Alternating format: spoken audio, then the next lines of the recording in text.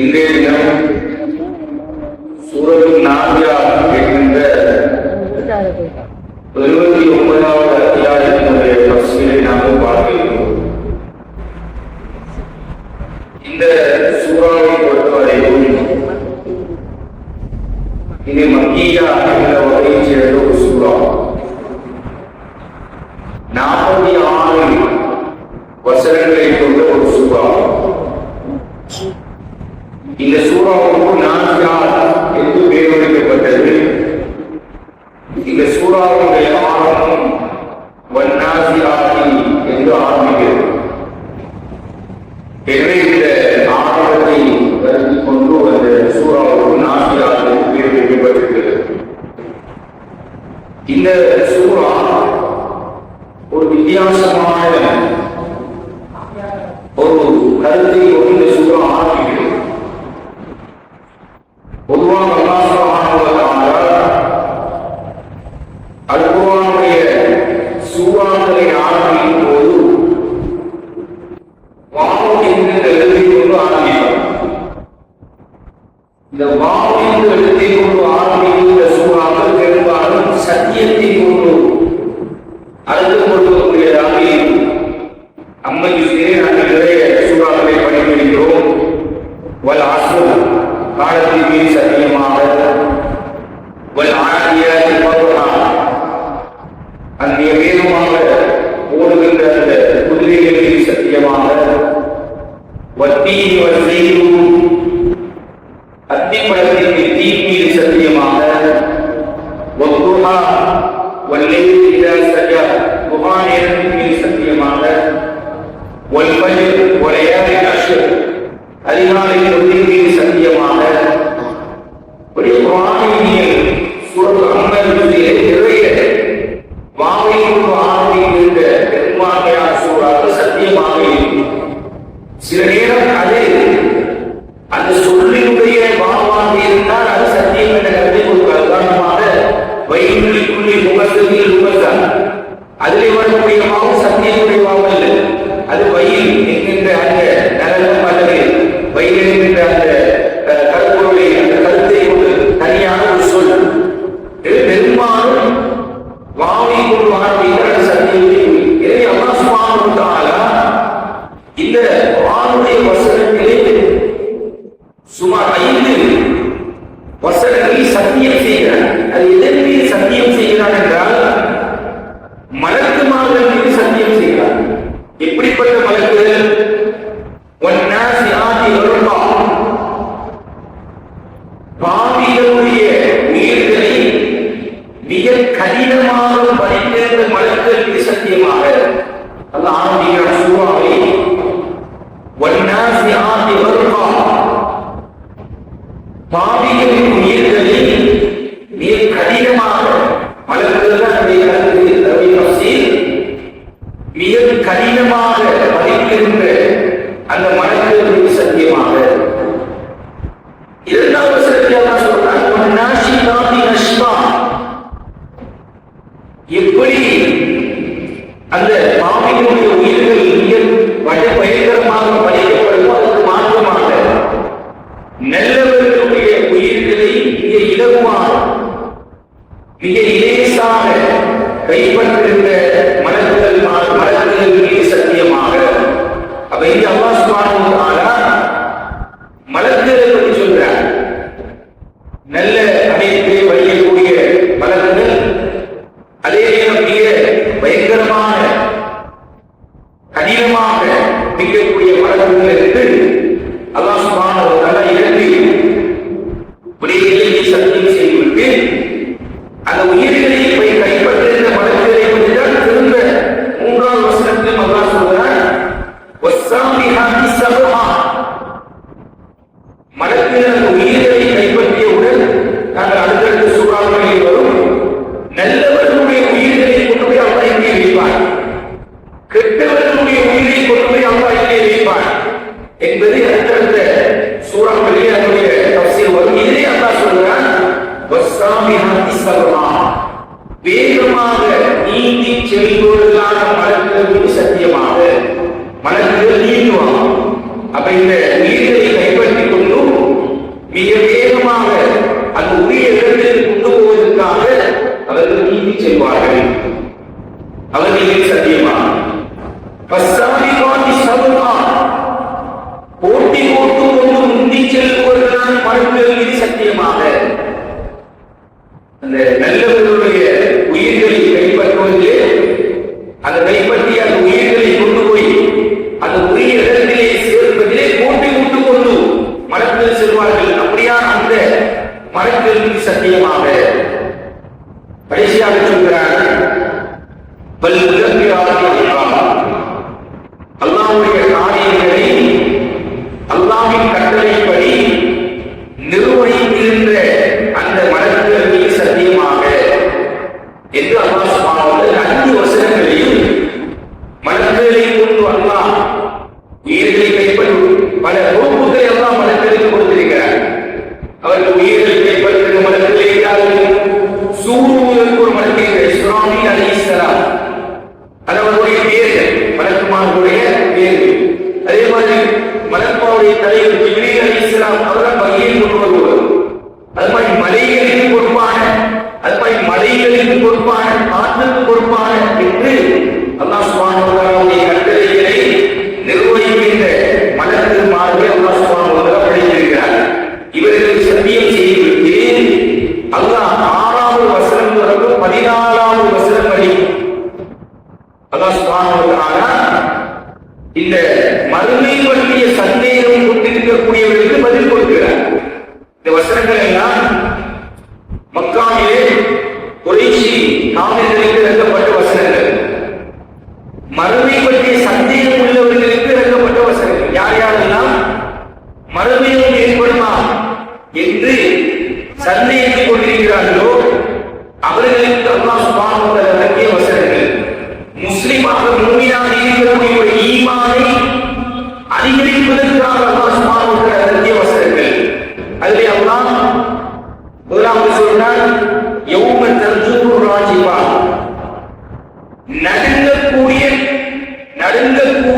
நடுங்கும் நாளில். நேரடி கருத்து, யௌம தர்ஜுபு ராஜிபானா நடுங்கும் நாளில் என்றால் முதலாவது சூழ்நிலை அல்லாஹ் சொல்றார்.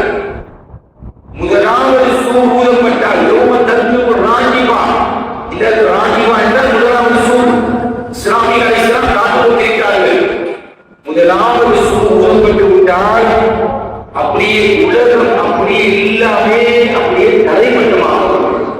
உலகத்திலே எல்லோரும் மரணிக்குவார்கள், யாரும் உயிரோடு இருக்க மாட்டார்கள். அதுதான் இந்த 6வது வசனம் சொல்கிறது. முதலாவது சூழ்நிலைப்பட்டு எல்லாம் அப்படியே அழிந்ததன் பின்னர் மீண்டும்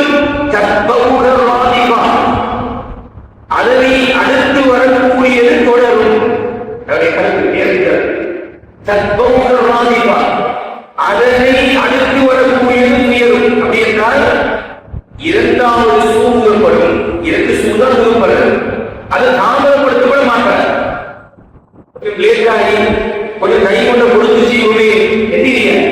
2வது சூழ்நிலைப்பட்டால் உலகத்திலே மரணிக்கப்பட்ட சகல மனிதர்களுக்கும் அல்லாஹ் சுப்ஹானஹு வ தஆலா உயிரை கொடுத்து நிற்பார்கள். நாம் யோசிப்போம், மண்ணோடு மண்ணாகி எல்லா மனிதர்களும் மண்ணோடு மண்ணாகி ஆதம் அலைஹிஸ்ஸலாம் அவர்களோடு எழுப்பாட்டப்படுவார்களா என்றாலோ எழுப்பாட்டப்படுவார்கள்.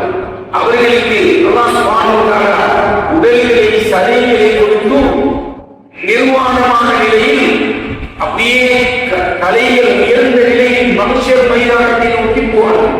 அதை அல்லாஹ் சொல்கிறான், சொல்லிவிட்டு அல்லாஹ் சொல்கிறான், அந்த நிகழ்ச்சி இருக்கிறது, அந்த நிகழ்ச்சி குலூபு யௌமைன் வாஜிபா, 8வது வசனம், அந்த நாளில் உள்ளங்கள் திடுக்கிட்டவைகளாக இருக்கும். இது பயங்கரமான சொல்லுவாங்க.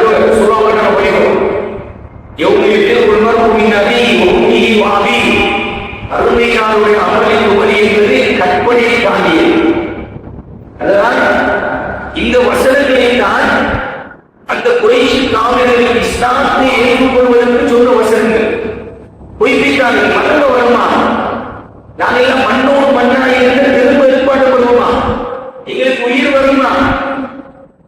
குருவி யோமே வாணிகா அபுசாருவா ஆஷிரா, அந்த பார்வைகள் பயத்தால் நம்முடைய கீழ் நோக்கி இருக்கும். அது படுபயங்கரமான நிலையாக அந்த பல்வேறு சொல்றார். எப்போதும் அப்போது அவர்கள் சொல்வார்கள், அல்லாஹ் சொல்றார், அந்த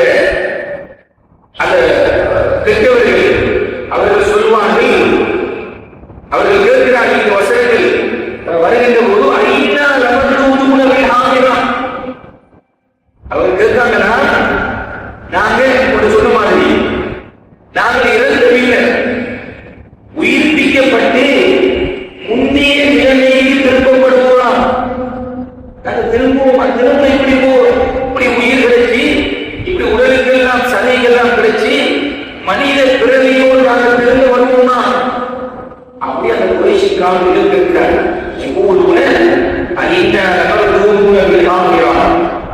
அல்லாஹ் சொல்றார், திரும்ப எப்படி கேட்கிறாங்க? ஐயம் உன்னா இமாமன் நதிரம், அந்த காவலில் பேசிய வார்த்தையை அல்லாஹ் சொல்றார். இப்படி எல்லாம் அவர்கள் கதைத்துக் கொண்டார்கள். வஹி இறங்குகிற போது நபித்துவத்தை ரசூல் ஸல்லல்லாஹு அலைஹி வஸல்லம் முன்வைத்த போது அவங்க சொன்னாங்களா, நாம் உச்சி எலும்புகளாக ஆகிவிட்ட போதிலுமா எங்களுக்கு உயிர் கொடுத்து எழுப்பப்படுவோம். ஐயா முன்னா இமாமன் நதிரா, நதிராக அப்படியே மண்ணோடு மண்ணாங்க. எங்களுடைய எலும்புகள் எல்லாம் மண்ணோடு மண்ணாக கிட்டருமா நாங்கள் எழுப்பப்படுவோம் என்று அந்த காவலர் இருக்கிறார்கள். அவர்கள் சொல்லிவிட்டு சொல்கிறார்களா, அப்படி நாங்கள் எழுப்பப்பட்டால் அது எங்களுக்கு பெரும் நஷ்டமாக இருக்கும். நாங்கள் உலகத்தில் ரெடியாகல, மறுமைக்கு ரெடியாகல, மறுமைக்கு தயாராக வேண்டும். அதைத்தான் வசனம் சொல்கிறது. அல்லாஹ் திரும்ப சொல்லுவாங்க, மறுபடியும் திரும்புவாங்க என்று கேள்வி கேட்டு போட்டு 13வது வசனத்திலே அல்லாஹ் சொல்றான், அது ஒரு பெரும் சப்தம் தான். அந்த சூழப்படுவது என்பது பெரும் ஒரு சப்தம் தான் கேட்கும். அதனோடு அப்படியே உலகம் மண்ணோடு மண்ணாக ஆக்கப்பட்டுள்ளது. அல்லாஹ் திரும்ப சொல்றான், அவர்கள் அந்த சப்தம் கேட்டதோடு முதலாவது சூடு ஊதப்பட்டதோடும் அப்படியே எல்லா உயிர்களுக்கும் உயிர் கொடுக்கப்பட்டு பூமியின் மேல் அப்படியே பரப்பப்பட்டிருப்பார்கள். முதலாவது சூடு ஊதப்பட்டால் நாங்கள் எல்லாம் எழுப்பப்பட்டு அப்படியே பூமியிலே இருப்போம். ஆதம் அலைஹிஸ்ஸலாம் அவர்கள் தொடக்கம் கடைசியாக வருகின்ற அந்த மனித வரைவு இதை சொல்லிவிட்டாங்களா, அந்த மக்களுக்கு ஒரு படிப்படியை சொல்றார். அல்லாஹ்வுடைய குர்ஆனுடைய வசனம் அற்புதமானது. அந்த எந்தெந்த வகையான மக்களுக்கு எந்தெந்த விடயங்கள் தேவையோ அந்த மாதிரி அல்லாஹ் தரக்கூடிய மறுமையை மறுக்கிறார்களா, அவர்களுக்கு அல்லாஹ் சொல்றான், அல் அல்லாஹ் ஹதீல் மூசா, நபியே உங்களுக்கு மூசாவுடைய செய்தி வந்ததா? மறுமையை பற்றி பேசிக்கொண்டு மூசா வருவார். ஏன் இந்த மூசா அலைஹிஸ்ஸலாம் அவர்களுடைய செய்தி வருகிறார் என்றால், இவர்களை விட பயங்கரமான ஒரு சமூகத்தான் தான் யாருடைய சமூகம். மூசா அலைஹிஸ்ஸலாமுடைய வசனங்கள் அவர்கள் கொண்டு வந்த எல்லா அற்புதங்களை மூஜிசாக்களை பொய்ப்பித்தவர் பிராவுடைய கூட்டம். முழு ஆட்சி அதிகாரத்தையும் அல்லாஹ் கொடுத்திருந்தார். முழு எல்லா உலகத்துடைய அனுபவிக்க எல்லா விஷயத்தையும் பணம், பட்டம், பதவி, பட்டாளம் எல்லாத்தையும் கொடுத்திருந்தார். ஆனா கடைசி என்னவாயிச்சு? அப்படியோ இரண்டு, இந்த உலகத்தில் கேவலம் மறுமையில் கேவலமான நிலைக்கு அல்லாஹ் சுப்ஹானஹு வ தஆலா ஆக்கினார். அதான் அந்த மக்களுக்கு ஒரு படிப்படியாக சொல்கிறார். அவர்களுக்கு மட்டுமல்ல, யார் யாரெல்லாம் மறுமை பற்றிய சிந்தனை சந்தேகம் வருகிறதோ, மறுமை பற்றிய சந்தேகம் வந்துட்டால் அது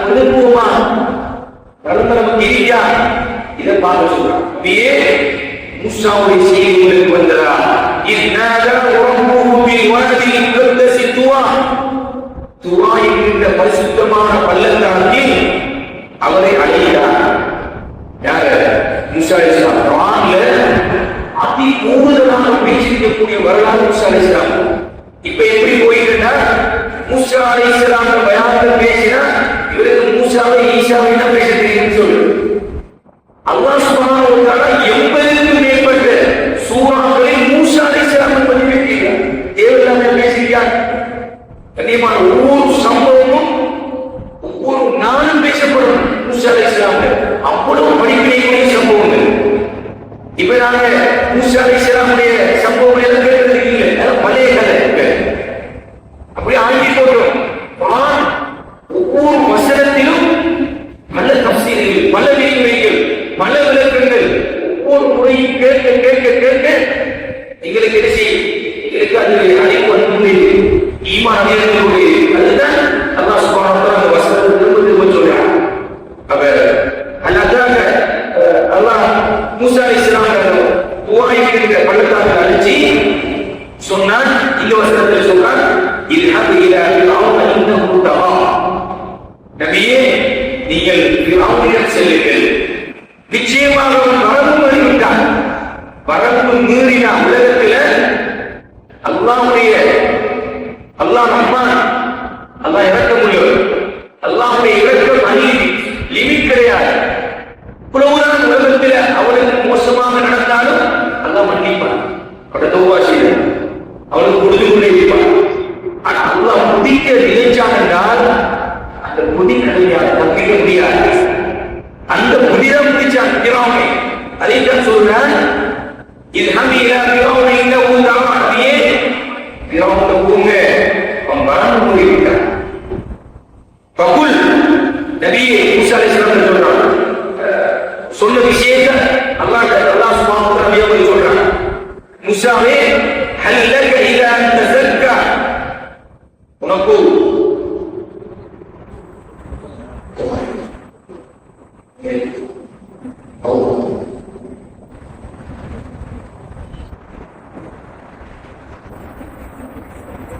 فقل هل لك إلى أن تزكى, இனிமேலிருந்து பரிசுத்தமடைய உமக்கு விருப்பம் இருக்கிறதா என்று கேள்வி. அவைகிட்ட முதலாவது இந்த பொறுப்பு என்னென்றால், இந்த தீனை, இந்த மார்க்கத்தை ஏற்றுக்கொள்ளாத இஸ்லாத்தை பின்பற்றாதவர்களுக்கு சொல்ல வேண்டியது, முதலாவது நான் சொல்ல வேண்டியது, ஃபகுல் ஹல் லக இலா அன் தஸக்கா, உங்களுக்கு இறைமைப்பிலிருந்து மீளுவதற்கு விருப்பம் இருக்கிறதா? அந்த கொடுங்கோலன் அரசன் அவனிடம் போய் தந்திருக்கிறான். அதே போல வாதியக இலா ரப்பிக ஃபதக்ஷா, திரும்ப கேட்டான், வாதி உனக்கு நேர்வழி காட்டியா? இலா ரப்பிக ஃபதக்ஷா, அதன் மூலம் நீ அஞ்சி நடப்பாய். அவர்கள் இதாயத்தை காட்ட, இதாயத்தை நேர்வழியை காட்டலாம், கொடுக்க முடியாது. அதனுடைய பொறுப்பு இஸ்லாத்தை, கலிமாவோடும் மார்க்கத்தை, தீனை பின்பற்றாமல் வாழ்வதற்கு இந்த தீனை கொண்டு வெற்றி வைப்பது என்னுடைய பொறுப்பு. அதை மூசா அலைஹிஸ்ஸலாம் சொன்னார்கள், வாதியக இலா ரப்பி, உங்களுக்கு நாங்கள் நேர்வழி காட்டுகிறோம், அந்த நேர்வழியை பின்பற்றினால் ஃபதக்ஷா, அஞ்சி நடப்பாய் என்று சொல்லிவிட்டு பெரும் பெரும் அத்தாட்சியை அவருக்கு காண்பித்தார். உங்களுக்கு தெரியும், சூரத்து தாஹாவிலே 8 தொடக்கம் 22 நிறைய பாவனை வசனங்கள் மூசா அலைஹிஸ்ஸலாம் பேசியது. 8 தொடக்கம் 22வது வசனம் வரைக்கும் என்னென்ன வகையான அத்தாட்சிகளை எல்லாம் காட்டினார். அதில் மிக பிரதானமான ஒரு காட்சி தான் இது, அடியை போட்டு பாம்பை மாற்றினர். பல கலைஞர்கள் பெரிய ஒரு அத்தாட்சி, அது ஈமானை அதிகரிக்க செய்வது. அல்லாஹ் சொல்றார், அவர் நிறைய அத்தாட்சியை அவர்கள் காட்டினார். அது பக்கத்தில் அவர் என்ன செய்தார்? அவைகளை எல்லாம் தீர்ப்பித்தார், மாறு செய்தார். அவன் பூமியில் குழப்பம் செய்து புறமுதுகு காட்டினான். அவன் அல்லாஹ்வை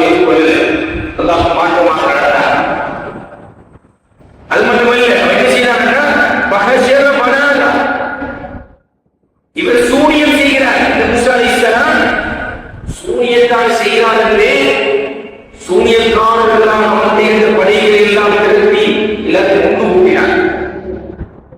ஊட்டி சொன்னார் வேறு சமூகத்தவர்கள் இப்படி அவர்கள் சூனியக்காரர்களை வந்து வேண்டியிருந்தார். என்ன இது ஒரு சூனியமாக கம்பு போட்டு அது பாம்பா மாற்றுறது சூனியமாக இருக்காது என்று அந்த அன்றைய காலத்தில் சூனியக்காரர்கள் அது வேறு வசனத்தில் வருது. சொன்னார் இவன் சொன்னான் நான் தான் உங்களை இறைச்சேன். அப்படிதான் அவன் சொன்ன வார்த்தை, அதை உயர்ந்த வார்த்தை அதுதான். அல்லாஹ்வுக்கு மிக மிக பட்டு மோசமான பயங்கர அநியாயம் பாவம் என்ன தெரியுமா? அல்லாஹ்வுக்கு இணை வைக்கிறது. எல்லா பாவங்களையும் அல்லாஹ் மன்னிப்பார். ஆனா அல்லாஹ்வுக்கு இணை வைத்தால், அல்லாஹ்வுக்கு யாரையாவது இணைச்சி கொண்டோம் என்றால் அது அல்லாஹ் தாங்க மாட்டார். அல்லாஹ்வுக்கு இருக்க முடியும். அது பயங்கரமான பாவம். எனவேதான் இவன் சொல்றான் நான் தான் உயர்ந்த உயர்வானவருடைய ரப்பு, நான் தான் இறைச்சல், நான் தான் ரப்பு என்று அந்த சொன்னான். சொல்லிவிட்டு அல்லாஹ் சொல்கிறான்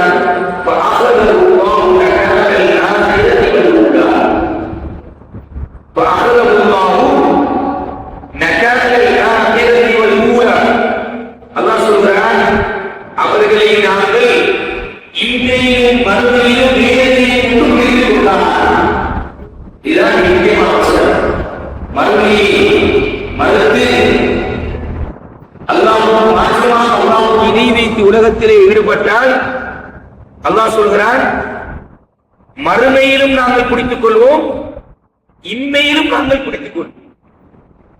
இம்மை மறுமை இரண்டிலும் நாங்கள் அவர்களை பிடித்துக் கொண்டோம். அதைத்தான் அந்த குறைஷி காவிரிகளுக்கு அல்லாஹ் சுப்ஹானஹு வ தஆலா அந்த உதாரணமாக சொல்கிறார். தொடர்ந்து அல்லாஹ் சுப்ஹானஹு வ தஆலா 26வது வசனத்திலே சொல்கிறார் இன்ன ஃபீ ذلك لعبرة لمن يخشى, நிச்சயமாக பயப்படுபவர்களுக்கு இதில் ஒரு படிப்பினை இருக்கிறது. அல்லாஹ் திரும்ப சொல்றான் பயப்படுபவர்களுக்கு இதிலே அத்தாட்சி ஒரு படிப்பினை இருக்கிறது என்று இந்த சூராவை அல்லாஹ் சுப்ஹானஹு வ தஆலா இந்த 26வது வசனத்தோடு முடிக்கிறார். ஏவே கண்ணியமான பெரியவர்களே சகோதரர்களே, 46வது வசனம் வரைக்குமான இந்த சூரா நாங்கள் தொடர்ச்சியாக நாளைய தினம் 26 தொடக்கம் 46வது வசனம் வரைக்குமான இந்த தஃசீரை பார்க்கலாம். எனவே இந்த குர்ஆனுடைய வசனங்கள் உளப்பூர்வமாக ஒவ்வொரு வசனம் எனக்குத்தான் இறக்கப்பட்டிருக்கிறது என்கின்ற உணர்வோடு இந்த வசனங்களை ஓத வேண்டும், படிக்க வேண்டும், குர்ஆனை விளங்க வேண்டும், அதன்படி அமல் செய்ய வேண்டும். அல்லாஹ் சுப்ஹானஹு வ தஆலா முழுக்க முழுக்க குர்ஆனை விளங்கி உணர்வுபூர்வமாக ஓதக்கூடிய பாக்கியத்தை எங்கள் அனைவருக்கும் நசீபாக்குவானாக. வஆகிரு தஅவானா அல்ஹம்துலில்லாஹி ரப்பில் ஆலமீன். அஸ்ஸலாமு அலைக்கும் வ ரஹ்மத்துல்லாஹி வ பரகாத்துஹு.